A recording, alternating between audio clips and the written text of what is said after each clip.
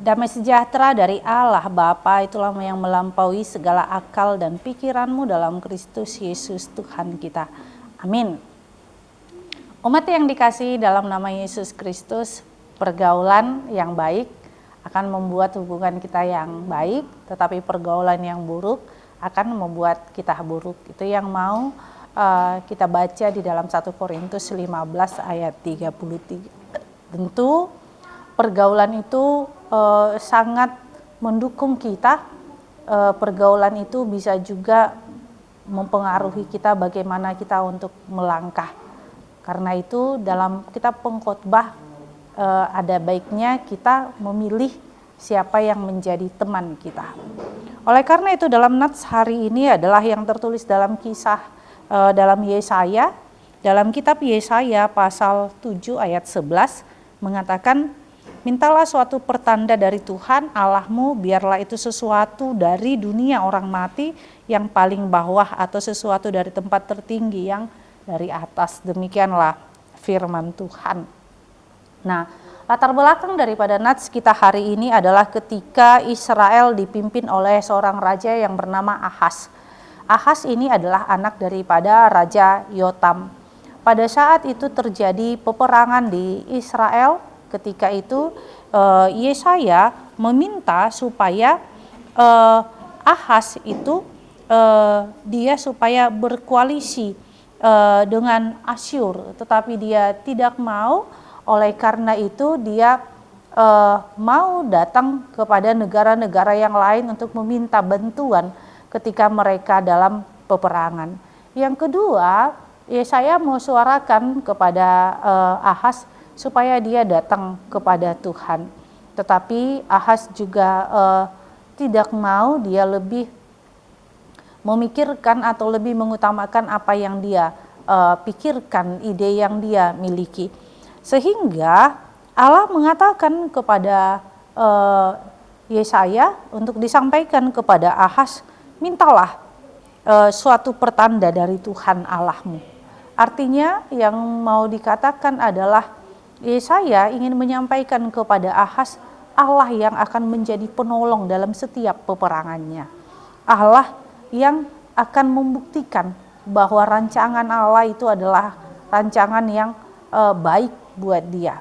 Oleh karena itu tentu firman Tuhan ini mau beritakan kepada kita bagaimana umat atau kita sebagai orang yang hidup di dalam kekristenan ini meyakini bahwa benar-benar Allah yang melindungi kita, Allah yang menyertai kita. Karena apa? Dalam setiap keadaan apapun, Allah memberikan roh hikmat kepada kita untuk menjalani hari-hari hidup kita. Sehingga kita tidak lagi bersandar kepada pengertian kita sendiri, tetapi kita bersandar kepada Allah. Oleh karena itu tentu Ahaz di sini ketika Yesaya meminta kepada Ahaz untuk percaya, dia katakan serukanlah untuk meminta tanda kepada Tuhan.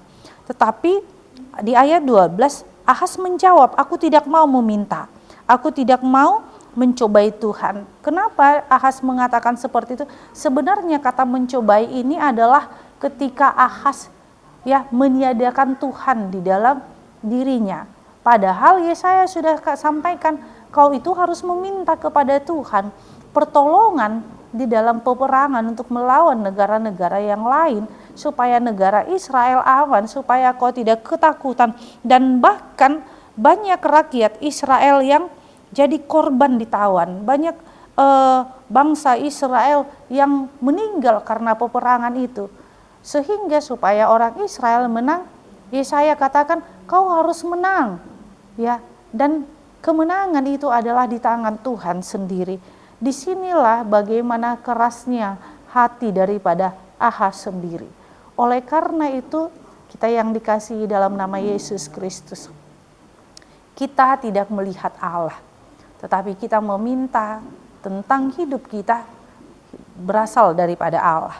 Oleh karena itu firman Tuhan ini kepada kita mau mengatakan, mintalah daripada Tuhan akan setiap jalan-jalan hidup kita, bahwa mujizat Allah selalu akan ada di dalam diri kita. Dengan hikmat daripada Allah kita dimampukan bagaimana mengelola yang kecil itu bisa menjadi bermanfaat kepada kita.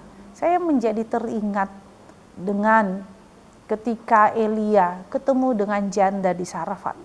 Dia hanya punya sedikit minyak, sedikit tepung, tetapi karena bersama dengan Allah, dia bisa hidup dengan sedikit tepung dan sedikit minyak.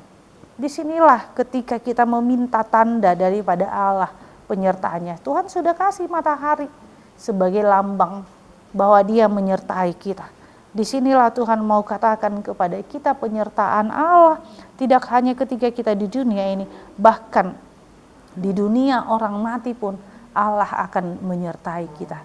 Sehingga disinilah kita merasakan kasih karunia Allah yang ada di dalam diri kita, bahwa setiap hari Allah menyertai kita, karena kasih Allah tidak akan pernah berkesudahan sampai akhirnya. Amin. Kita bersatu dalam doa. Terima kasih Tuhan Yesus buat anugerah-Mu, buat cinta kasih-Mu. Biarlah hidup kami serahkan kepadamu. Inilah doa kami dalam nama Yesus Kristus, kami berdoa padamu. Amin.